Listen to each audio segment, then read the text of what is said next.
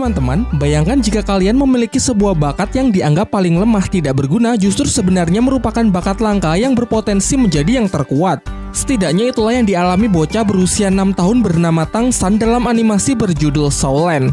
Versi live actionnya pernah dibahas di channel ini beberapa bulan yang lalu dan banyak yang request untuk sekalian dibahas juga versi Donghuanya yang dikatakan masih jauh lebih seru. Pada awalnya saya menolak karena berpikir pasti akan membosankan karena ya plot ceritanya pasti sama saja. Namun setelah kemarin saya maraton seriesnya yang masih berlanjut, ternyata memang banyak hal menarik yang dibuat berbeda dari versi live actionnya. Baiklah, tanpa berlama-lama kita akan membahas plot ceritanya terlebih dahulu. Tetapi meski series ini sudah dirilis lebih dari 3 tahun yang lalu, saya akan tetap memberi peringatan keras spoiler warning bagi kalian yang belum pernah menontonnya.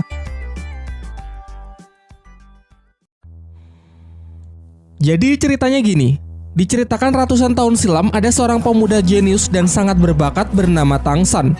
Di usianya yang masih tergolong muda, ia telah berhasil menguasai berbagai macam teknik bela diri tingkat tinggi, beberapa di antaranya adalah mata iblis ungu dan teknik tangan besi. Namun pada suatu hari ia melanggar hukum sektenya dengan menyelinap ke perpustakaan rahasia dan mempelajari teknik terlarang. Alhasil ketika ia ketahuan, ia pun dikejar habis-habisan oleh para tetua sekte yang ingin membunuhnya.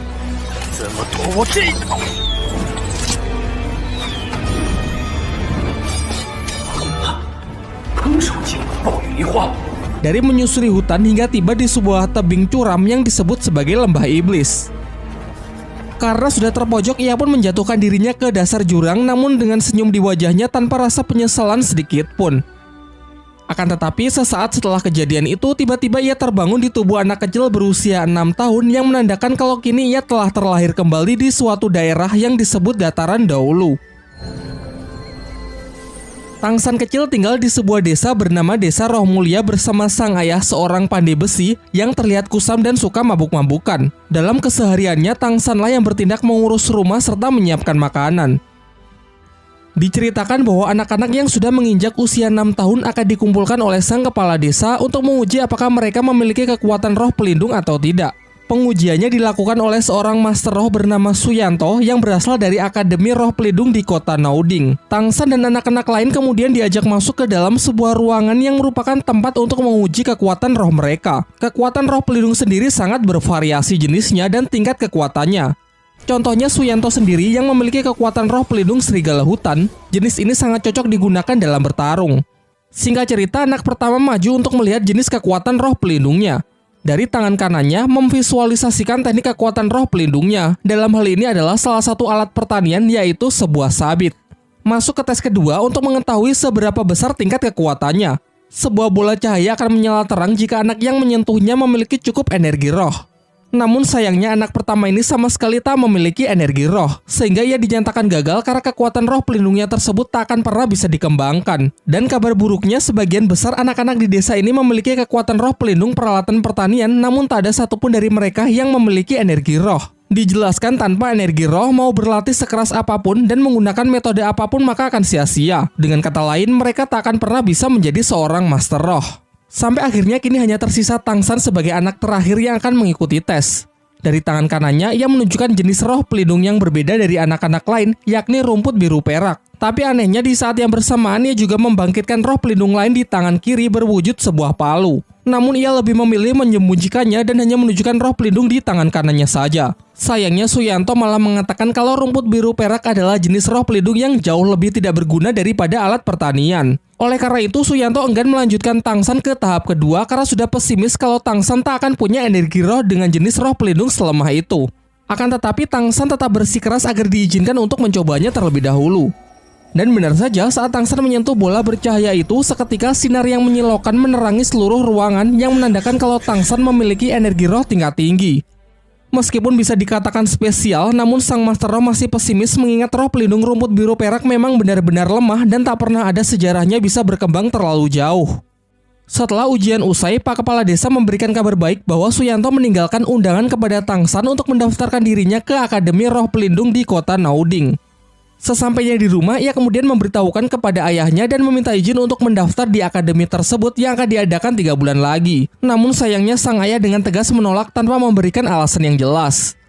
Masih belum menyerah, Tang San mencoba untuk membujuk ayahnya dengan menunjukkan kekuatan roh pelindung ganda miliknya, yang salah satunya berwujud sebuah palu yang diketahui bernama palu Huotien. Setelah melihat putranya mewarisi roh pelindung rumput biru perak mendiang ibunya serta palu Huotien miliknya, sang ayah pun memulai mempertimbangkan keinginan Tang San tersebut. Dari sini kita pun mengetahui masa lalu dari ibu Tang San yang gugur dalam perang di masa lalu serta sosok ayah Tang San yang ternyata bukan orang sembarangan. Singkat cerita, ayah Tang San berubah pikiran dan mengizinkan Tang San untuk masuk ke akademi tersebut. Namun Tang San harus berjanji untuk tidak memberitahu ke siapapun kalau ia memiliki roh pelindung palu Huotien. Singkat cerita, 3 bulan telah berlalu. Tang San dengan ditemani Pak Kepala Desa pergi ke kota Nauding untuk mendaftarkan dirinya ke akademi tersebut. Di saat yang bersamaan terlihat juga seorang gadis kecil pemilik roh pelindung kelinci merah muda bernama Xiao Wu yang juga hendak ikut mendaftar. Kembali ke Tang San, akhirnya sampailah ia di gerbang masuk akademi. Namun penjaga gerbang di sana tidak mengizinkannya masuk karena tidak percaya dengan Tang San dan kepala desa yang terlihat sangat miskin. Bahkan undangan yang dibawa Tang San pun ia lempar karena menganggap kalau undangan tersebut adalah undangan palsu. Tang San yang sangat kesal karena sudah diremehkan memukul si penjaga gerbang hingga ia terlempar. Ketika perkelahian semakin serius, datanglah salah satu guru akademi yang diketahui bernama Master Xiao. Kemudian Master Xiao memastikan kalau undangan yang dibawa Tang San adalah undangan asli, sehingga ia mengizinkannya untuk masuk. Dijelaskan kalau Master Xiao ini adalah guru yang sudah tidak mengajar. Kegiatannya sehari-hari adalah melakukan penelitian dan menguji berbagai macam teori mengenai kekuatan roh pelindung. Seperti mempelajari tentang kelemahan dari tiap-tiap jenis roh pelindung, bagaimana metode paling efektif untuk mengembangkannya, dan masih banyak lagi. Bahkan hanya dengan sekali melihat undangan milik Tang San di mana tertulis jenis roh rumput biru perak dan energi roh penuh, ia langsung bisa menyimpulkan kalau Tang San ini pasti memiliki roh pelindung ganda. Setelah mendengar penjelasan panjang lebar yang cukup masuk akal berdasarkan penelitian dari Master Xiao, Tang San pun menjadi sangat mengaguminya. Ditambah lagi Master Xiao mengatakan bahwa Tang San sangat spesial dan berpotensi menjadi seorang master roh terhebat di masa depan. Hingga akhirnya Tang San berlutut dan meminta agar Master Xiao bersedia menjadi gurunya. Singkat cerita, setelah pembicaraan mereka, Tang San pun diantar menuju ruang TU untuk mengurus segala administrasi pendaftaran. Namun di sana Tang San mendengar para petugas TU justru menertawai dan memandang rendah Master Xiao. Menurut mereka, Master Xiao hanyalah badut akademi yang kegiatannya cuma mengarang teori-teori aneh. Satu-satunya alasan mengapa guru Xiao masih dihormati hanyalah karena ia merupakan teman dekat dari kepala akademi saja. Meskipun sudah mendengar semua ejekan itu, Tang San tak sedikit pun menurunkan kekagumannya kepada Master Xiao karena Master Xiao satu-satunya orang yang mampu mengetahui kalau dirinya memiliki roh pelindung ganda. Hal ini jelas membuktikan kalau ia memanglah guru yang sangat hebat. Sesampainya ia di asrama, Tang San langsung mendapatkan serangan dari seorang anak bernama Waseng, ketua dari asrama laki-laki di kamar 7.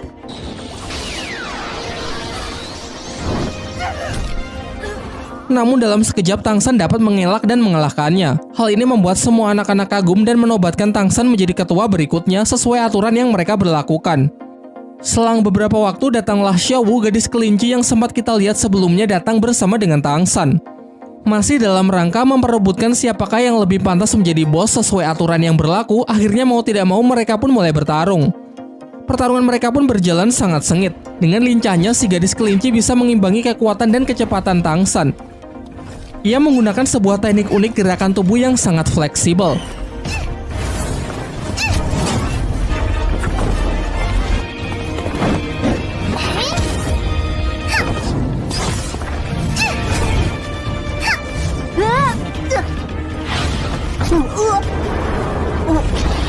Dalam pertarungan singkat itu, Tang San pun dibuat kalah telak dengan catatan ia masih belum mengeluarkan seluruh kemampuannya. Tetapi itu saja sudah cukup membuatnya sangat terkesan, mengingat teknik unik yang bahkan belum pernah ia lihat di kehidupannya di masa lalu. Dengan kemenangannya ini, Xiao Wu pun menjadi bos baru. Para anak laki-laki secara sukarela menawarkan selimut mereka, namun Xiao Wu malah lebih memilih selimut Tang San yang cukup besar untuk bisa digunakan berdua. Ketika mereka pergi ke kantin, beberapa anak lain mengajak kelompok Waseng. Ternyata di akademi ini beberapa tingkat asrama dibagi berdasarkan status sosial. Adapun anak-anak orang kaya yang mendapatkan tempat VIP seperti hotel, sedangkan asrama milik Waseng hanyalah asrama biasa untuk anak-anak miskin. Xiao Wu yang kesal sempat ingin memulai keributan, namun beruntung berhasil dicegah oleh Tang San. Keesokan harinya, secara pribadi Tang San menemui Master Xiao untuk menunjukkan roh pelindung palu Huotien di tangan kirinya. Setelah merasa kalau energi roh Tang San sudah cukup untuk bisa naik level, Master Xiao pun mengajak Tang San untuk berburu cincin roh besok. Cincin roh sendiri merupakan item spiritual yang bisa didapatkan dari membunuh siluman roh guna menaikkan level dari seorang Master Roh. Dijelaskan tanpa cincin roh mau berlatih sekeras apapun, seorang Master Roh tak akan pernah bisa naik level. Tetapi di sini Master Xiao melarang Tang San untuk menambahkan cincin roh ke dalam palu Huotian. Ia mengatakan kalau belum saatnya juga Tang San mengetahui alasannya. Menurutnya saat ini akan lebih baik jika Tang San berfokus saja untuk mengembangkan rumput biru perak miliknya. Ia kembali menjelaskan mengenai tipe-tipe kekuatan roh pelindung yang bisa dikembangkan. Misalnya saja tipe binatang roh yang sangat cocok menjadi seorang fighter dalam pertarungan secara langsung. Selain itu juga ada tipe alat roh yang sebagian besar berperan sebagai support. Meski tak jarang juga berbagai peralatan dikembangkan untuk bisa dijadikan senjata yang mematikan. Sementara untuk Tang San sendiri, Master Xiao lebih menyarankannya menjadi tipe pengontrol. Ia bisa mengembangkan sifat lentur dan fleksibilitas rumput biru peraknya menjadi sebuah perangkap yang bisa mendukung tim dalam sebuah pertempuran. Tetapi yang perlu diingat dalam memilih siluman roh juga tak boleh sembarangan, karena harus ada kecocokan dengan jenis roh pelindungnya. Tercatat ada beberapa kasus penolakan dari penyatuan cincin roh yang berakibat pada gagalnya naik level. Singkat cerita, besoknya mereka pergi ke hutan berburu, suatu wilayah di mana banyak siluman roh yang berkeliaran secara bebas. Dalam perjalanan, Master Xiao memberikan sebuah sabuk yang berguna untuk menampung barang-barang bawaan secara praktis. Lalu ia menjelaskan mengenai klasifikasi siluman roh yang bisa dibedakan berdasarkan umurnya. Ada yang berumur ratusan tahun, ribuan tahun, puluhan ribu tahun, dan seterusnya.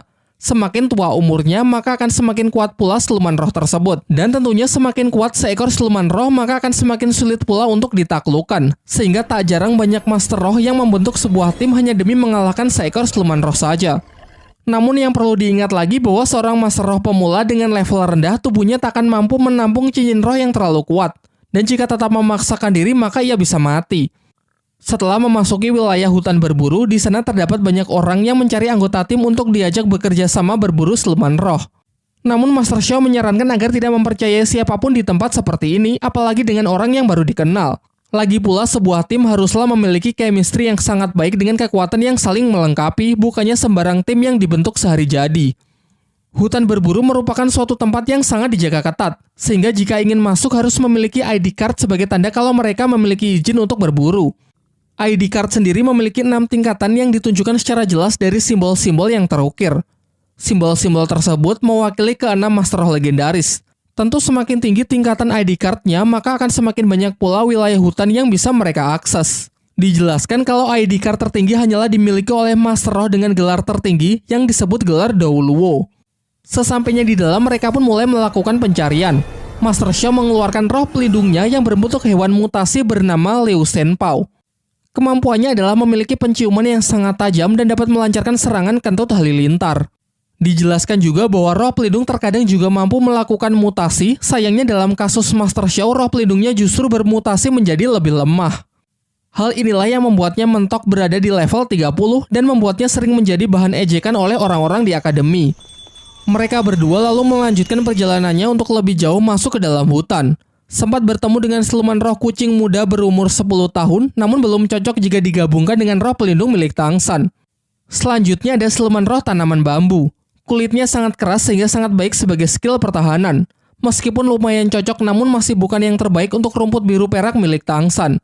Ia menyarankan agar Tang San memilih siluman roh beracun dan memiliki pertahanan yang sangat tinggi. Perburuan mereka pun berlangsung hingga larut malam. Sekelompok siluman serigala yang lapar mengincar mereka, beruntung dapat diatasi oleh kentut halilintar dari Liu Shenpao.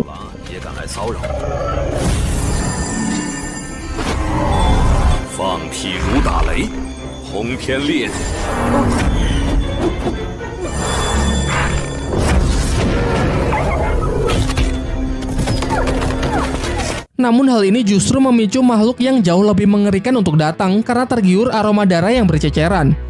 Makhluk tersebut adalah siluman roh yang memiliki wujud ular mendrik beracun berusia 400 tahun, juga merupakan jenis siluman roh dengan racun yang paling mematikan. Walaupun mungkin sangat cocok untuk Tang San, namun Master Xiao mengajaknya untuk melarikan diri karena menghadapi makhluk tersebut dinilai terlalu berbahaya. Liu Shenpao yang mencoba mengalihkan perhatian pun tak luput dari amukan ular beracun tersebut. Hingga saat sudah tergigit, Master Xiao bergegas untuk menariknya kembali. Sadar bahwa mereka tak akan punya kesempatan untuk kabur, Tang San pun memilih untuk menghadapinya.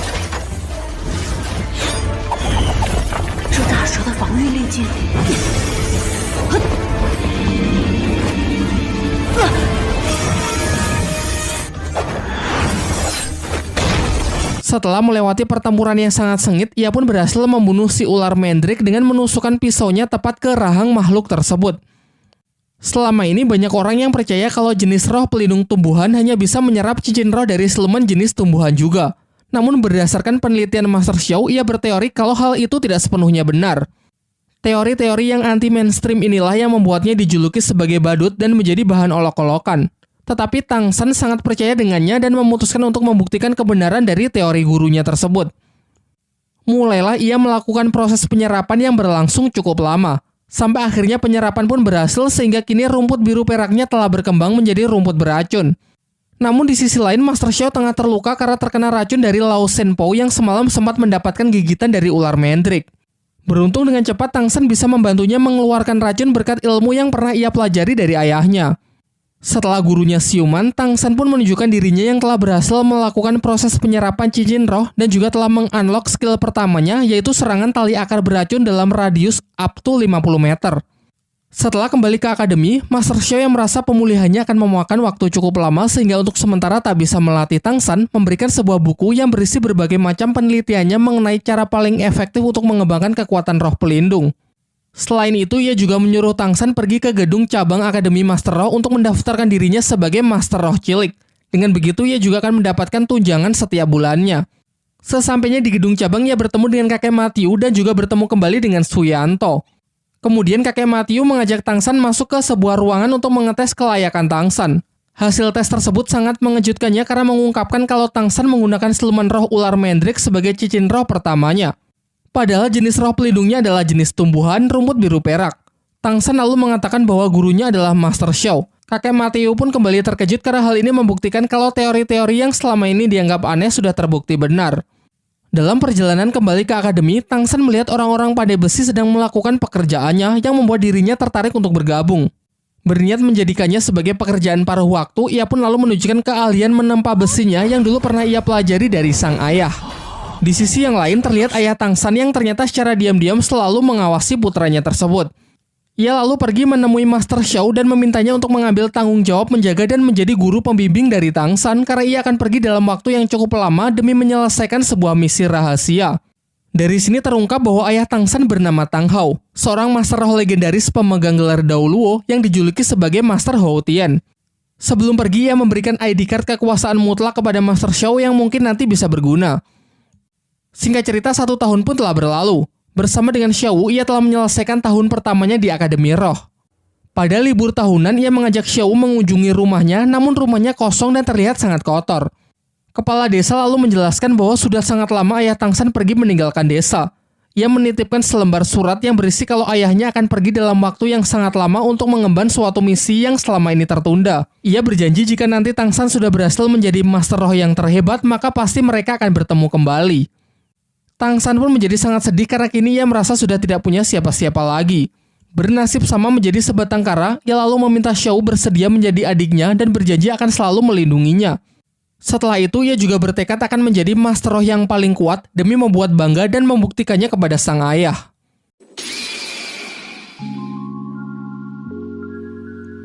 Nah, itulah tadi ulasan mengenai plot cerita dari Donghua Shaolan pada 10 episode pertamanya. Sekarang waktunya kita masuk ke dalam segmen baru yang akan membahas detail menarik dari tiap-tiap scene, memberikan opini dan penilaian pribadi. Tentunya dalam pembahasan kali ini sedikit banyak akan saya bandingkan dengan versi live actionnya yang sudah saya bahas di beberapa bulan yang lalu. Secara garis besar premis yang diambilnya pun identik, yaitu kisah seorang anak berbakat yang masuk ke dalam sekolah supranatural. Para karakter yang ditampilkan pun juga sama meskipun terdapat beberapa perubahan dari segi sifat. Seperti Master Xiao yang lebih bersikap dingin dan misterius ketimbang versi live actionnya. Juga karakter Suyanto meski perannya sama-sama saja yaitu menjembatani Tang San untuk masuk ke akademi. Perbedaan yang paling mencolok adalah jembatan masuk ke plot cerita yang pasti sudah kalian sadari sejak awal, yaitu menggunakan alur yang seakan dibuat mundur padahal enggak. Di mana penyajian scene di awal memperlihatkan Tang San dewasa dengan kekuatannya yang sudah sangat kuat, tiba-tiba jiwanya bereinkarnasi ke dalam tubuh kecilnya di universe yang benar-benar berbeda. Dan kerennya lagi, ia masih memiliki ingatan bahkan pengetahuan dari kehidupan sebelumnya. Jelas hal ini sangat berbeda dengan versi live actionnya ya, di mana dalam tanda kutip tidak ada multiverse. Dan yang pasti kalian sadari lagi adalah plot cerita yang bisa dikatakan lebih ringan yang sangat enjoyable dinikmati oleh segala usia dibandingkan versi live actionnya. Di live actionnya, pada beberapa episode awal saja sudah mengangkat berbagai macam isu sosial dan politik seperti sosok pemimpin yang menyalahgunakan kekuasaannya, anak pejabat yang selalu mendapatkan prioritas, bahkan konflik pemberontakan dan pembunuhan pun disajikan. Jelas hal ini tak ramah dan pasti sulit dicerna oleh penonton anak-anak. Beralih ke power scale yang diberlakukan di series ini. Uniknya power scale tak mengacu pada satu faktor saja untuk bisa mengatakan kuat tidaknya suatu karakter atau untuk sekedar menjawab pertanyaan karakter A apakah lebih kuat dari karakter B. Masih sama dengan versi live actionnya, yaitu tergantung tipe kekuatan roh pelindung yang diceritakan ada yang sangat overpower dan ada juga yang sangat lemah. Meskipun beberapa kali sempat dibantah kalau itu semua tergantung pilotnya. Selain jenis kekuatan, terdapat faktor lain yang lebih jelas yaitu jumlah dan usia dari cicin roh yang dimiliki. Semakin banyak dan semakin tua usia cicin roh, maka suatu karakter akan semakin kuat. Namun ada satu faktor lagi yang berbeda dari live actionnya, adalah dengan adanya level yang mengacu pada angka pasti. Contohnya Tang San saat baru pertama kali dites oleh Suyanto berada di level 10, dan Master Xiao pernah mengatakan kalau ia berada di level 30. Sudah saya pastikan bahwa angka-angka ini pada live actionnya sama sekali tak pernah disebut. Selain adanya perbedaan alur cerita tipis-tipis, perbedaan lain adalah latar yang digunakan.